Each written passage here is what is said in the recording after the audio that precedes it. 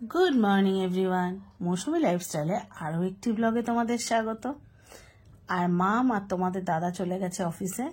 ওরা চলে গেলেই আমি ভাবলাম চলো সকাল সকাল স্নানটা করে নিই। আজকাল যা বিচ্ছিরি গরম পড়ছে, বেলা অবধি অপেক্ষাই করা যাচ্ছে না। সেই ছোটবেলা শুনতাম কি যেন মা ঠাকুমারা বলতো ভাত দূরের গরম, তা সেই রকমই সত্যি মানে খুব বিচ্ছিরি একটা অবস্থা না। তো ভাবলাম স্নান করেছি, স্নান যখন করা হয়ে গেছে চলো পুজোটা করে নিই, তারপরে অন্যান্য কাজ ছাড়বো। রান্নার দিকে এখনও যায়নি, ওটা একটু পরেই যাব।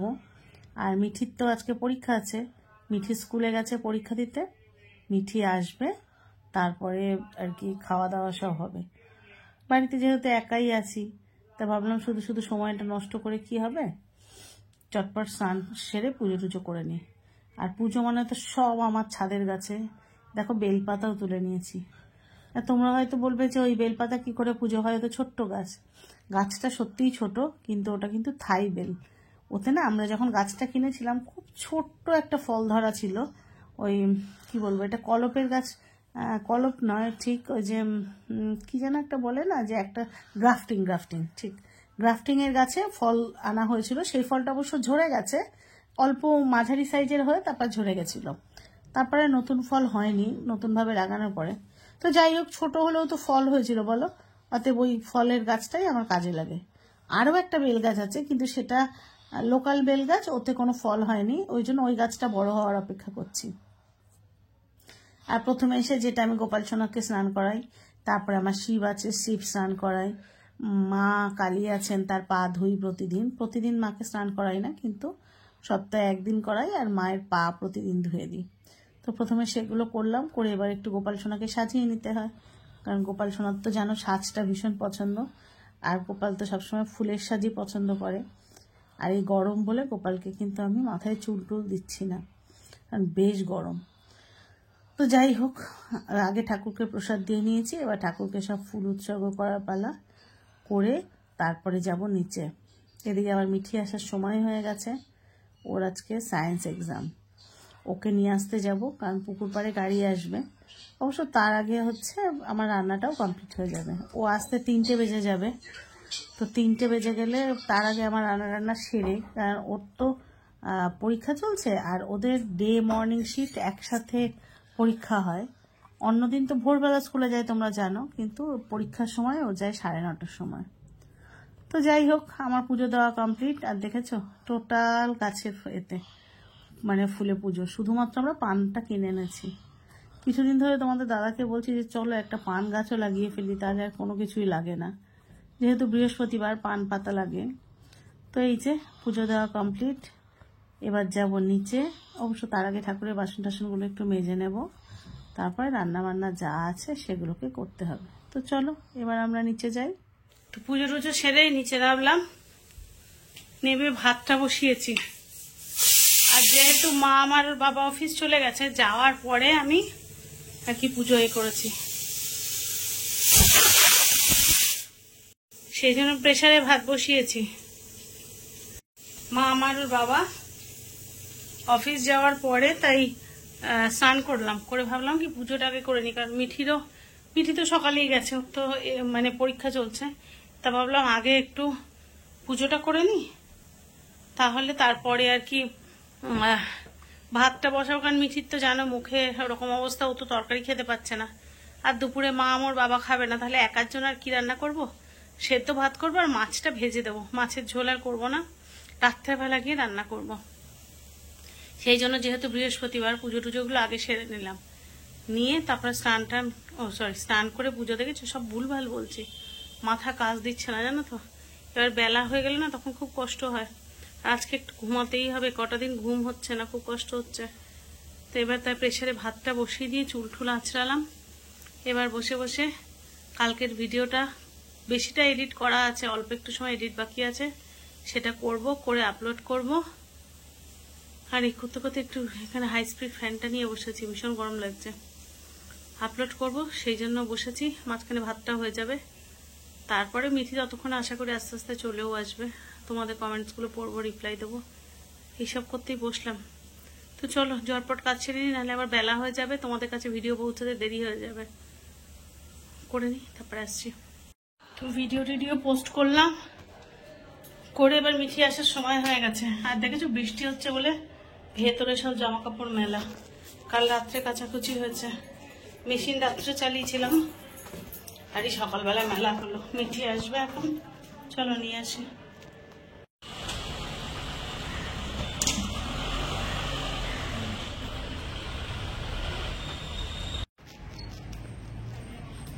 সব পেরেছিস? ক্লান্ত লাগছে কেন তো?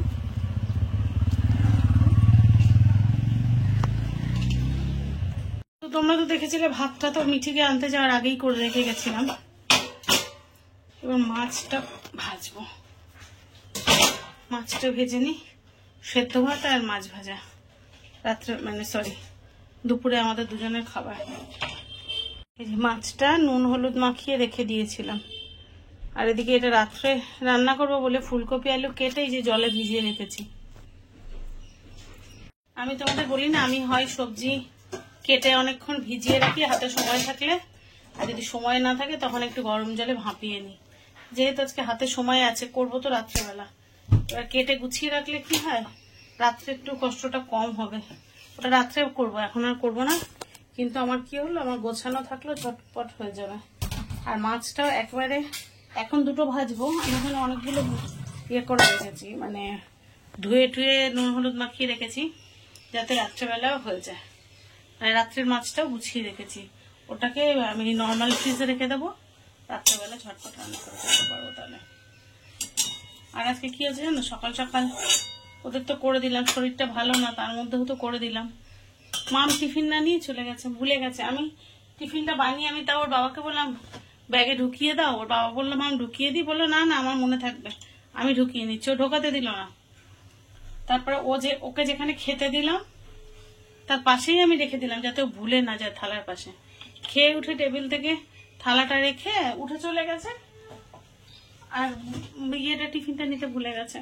কিরকম লাগে বলে, এখন দুপুরবেলা খেতে ইচ্ছা করে, মেয়েটা ওদিকে খাবে না। আচ্ছা ওরা না 8-10টা বন্ধুরা একসাথে খায়, আর ওই জন্য আমি একটু টিফিন বেশিই দিই। তা এবার ওনা নিয়ে গেল, বাকি বন্ধুরা এ করবে, সেখান থেকে খেয়ে নিতে পারবে। তবু খারাপ তো লাগে বলো, টিফিনটা যদি না দিতে পারি তখন তো খারাপ লাগে।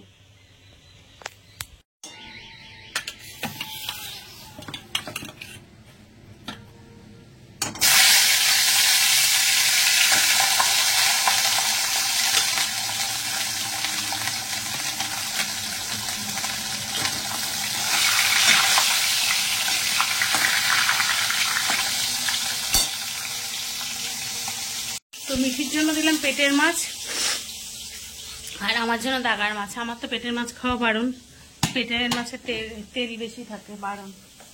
ওই 2 পিস মাছ ভাজতে বসালাম, বাকি মাছ আবার ঢুকিয়ে রাখলাম। নুন হলুদ মাখানো থাক, রাত্রেবেলা ঝপঝপ করা যাবে।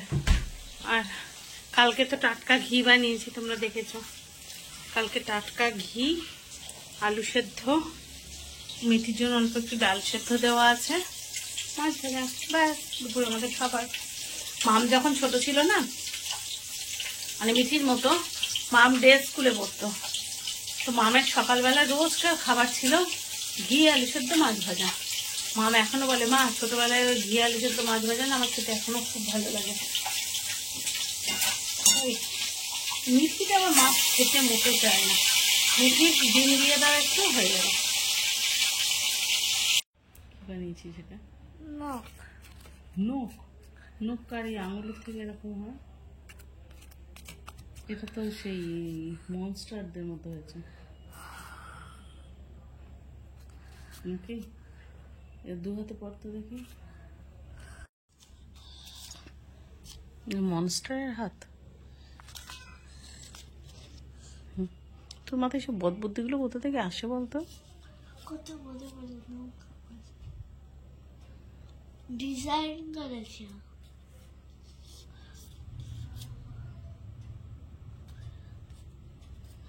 এবার পিঙ্ক থিম বানাবো। তো চলে এসেছি এবার রাত্রে রান্না করতে। রাত্রেবেলা করব মাছ, ফুলকপি আলু দিয়ে ঝোল। তো তোমাদের দাদা বাড়ি চলে এসেছে, মামও টিউশন থেকে বাড়ি এসেছে, সবাই মিলে চা খেলাম, মিঠি দুধ হরলিক্স খেলো। ভাবলাম চলো রান্নাটা চটপট চাপিয়ে দিই। তো রান্না চাপিয়ে দিই, চলো। তোমাদের তো অনেকের অনেক কিছু প্রশ্ন আছে যেগুলো আমি সব সময় লিখে লিখে এত আনসার দিতে পারি না। তো ভাবলাম চলো রান্না করতে করতেই তাহলে গল্পটা করা যাক। তোমাদের অনেকের অভিযোগ আমি কেন এত কাজ করি।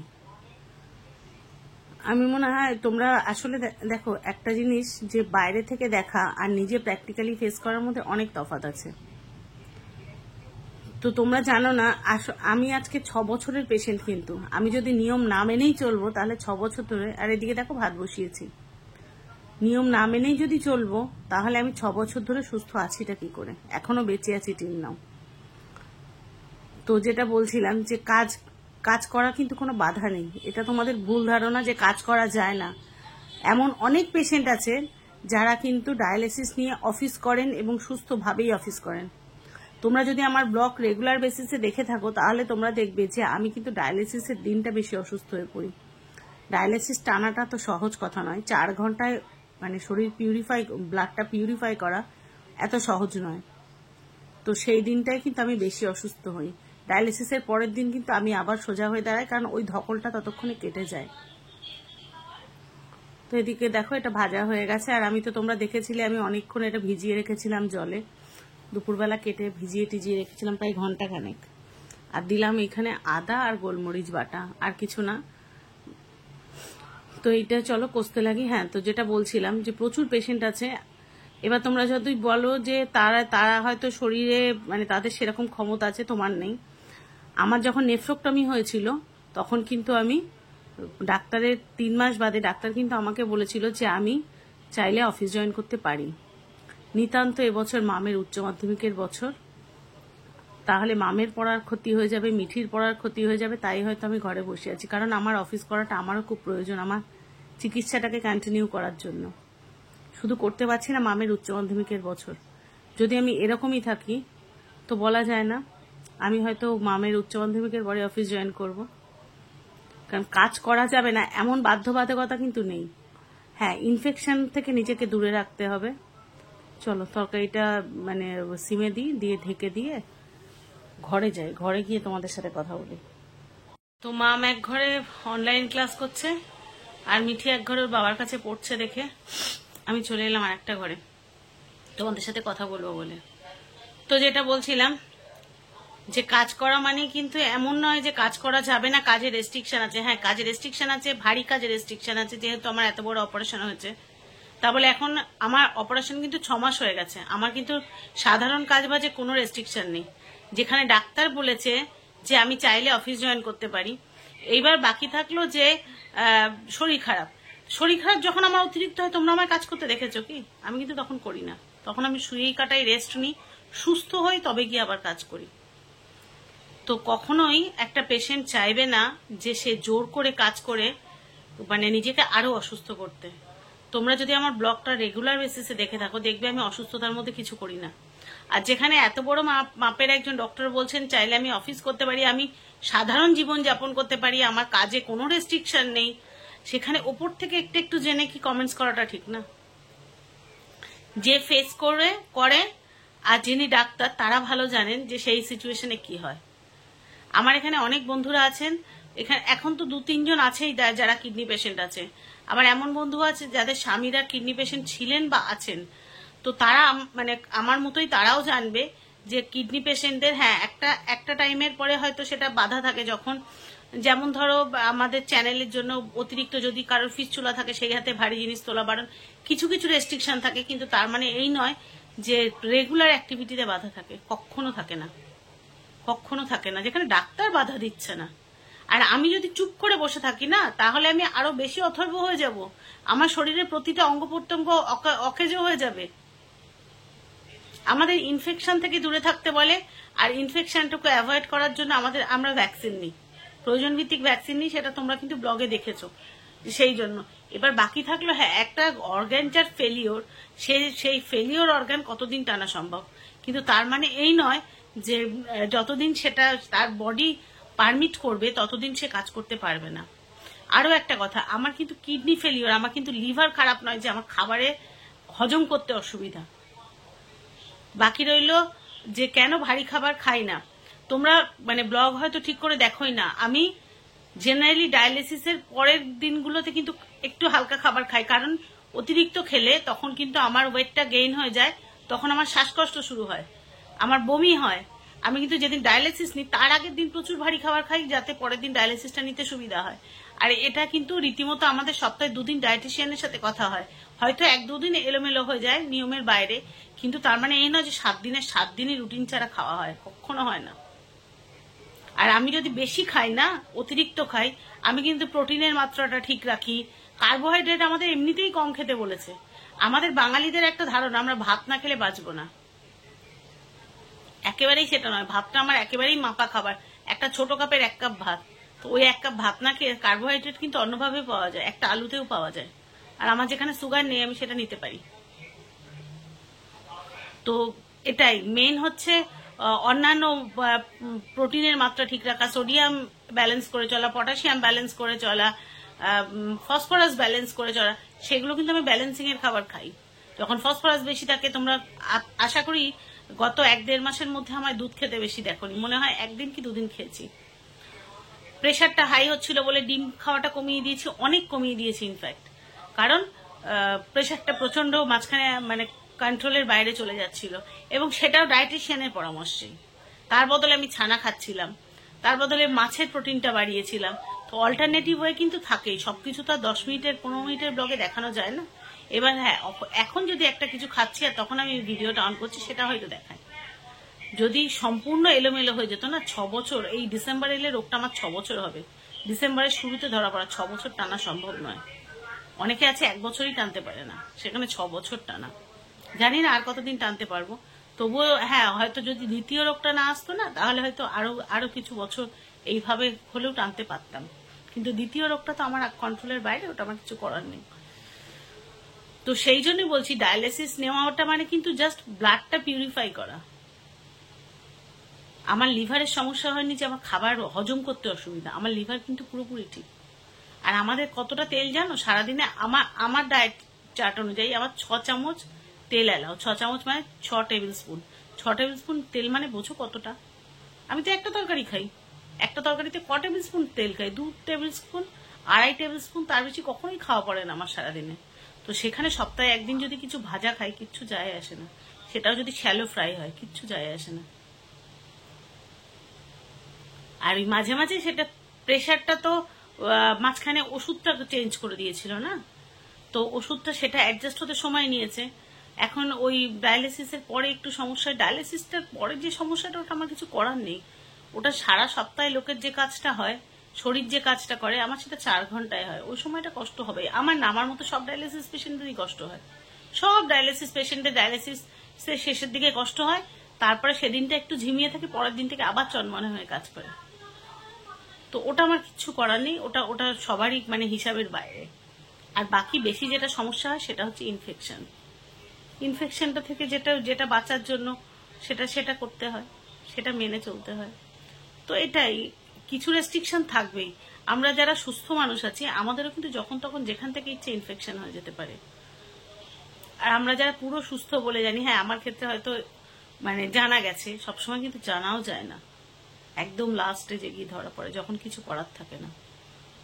তো এখন তোমরা কত কিছু মানবে, আমরা যেটাকে ফ্রেশ খাবার বলে খাচ্ছি না, সেই শাক, সেই সবজি, সেই চাল, সেই মাছ, সবকিছু কিন্তু এখন বীজ দিয়ে তৈরি, সমস্ত কিছু। যখন গ্রামে যাবে না, দেখবে যে যখন সবজিগুলো ফলাচ্ছে তাতে কি সাংঘাতিক পরিমাণে বীজ দিচ্ছে, যে মাছগুলো চাষ হচ্ছে তাদেরকে তাড়াতাড়ি বড় করার জন্য কি সাংঘাতিক পরিমাণে ওই স্টেরয়েড যুক্ত খাবার খাওয়াচ্ছে, পোলট্রি মুরগিগুলো কি সাংঘাতিক পরিমাণে স্টেরয়েড যুক্ত খাবার খাওয়াচ্ছে। তো তোমরা যদি খেয়াল করে দেখো, আমার ব্লগটা রোজ দেখো, আমরা কিন্তু বেশি মানে 90% অর্গানিক খাবার খাই। মানে পোলট্রি মুরগি তো খাই না, 9 মাসে 6 মাসে হয়তো, খুব রেয়ার, মানে হয় না, আমাদের দেশি মুরগি হয়। তো এই কিছু কিছু জিনিস কিন্তু মেনে চলার চেষ্টা করি। এগুলোকে হলে হয়তো তাতে আমাদের হয়তো দেরিতে চিকেন হয়, কিন্তু এগুলোকে আমরা মেনে চলার চেষ্টা করি। এগুলো যদি মানা যায় তাতে অনেকটা হয়, অনেকটা। আর রইল বাকি কিছু এলোমেলো, সবকিছু তো জীবনে তো এলোমেলো আছেই না, কিছু তো থাকবেই। 7 দিনের 7 দিন এলোমেলো না করলেই হলো, 7 দিনের 6 দিন ঠিকঠাক চললাম, 1 দিন এলোমেলো হতেই পারে। তো চলো, রান্না মনে হয় ওদিকে হয়ে গেছে, দেখাই তোমাদের। শুধু রাত্রেবেলা মাছের ঝোল আর ভাত, আর কিছু করিনি। আবার কাল সকালে করব। এইটুকু সময় কি ঘেমে গেছি দেখেছো? কি সাংঘাতিক গরম, প্রচন্ড গরম, পুরো চকচক করছে মুখ। ভাতটা তো উপর দিয়েই গেছিলাম, ভাতটা হয়ে গেছে। আর এই যে মাছের ঝোল, ব্যাস রান্না বান্না সব শেষ। এবার ওদের সবার পড়াশোনা শেষ হলে খেতে দেওয়ার পালা। এখন রাত 9:20। এবার গোপাল টোপাল তোলা হবে, গোপালকে ঘুম পাড়ানো হবে, তারপরে আমাদের খাওয়া দাওয়া শোয়া। কালকে মিঠির এক্সাম নেই। তো চলো আজকের ব্লগটা এখানেই শেষ করি। সবাই যে যেখানে আছো ভালো থেকো, সুস্থ থেকো। দেখা হচ্ছে নতুন ব্লগে। ততক্ষণের জন্য সবাইকে শুভরাত্রি।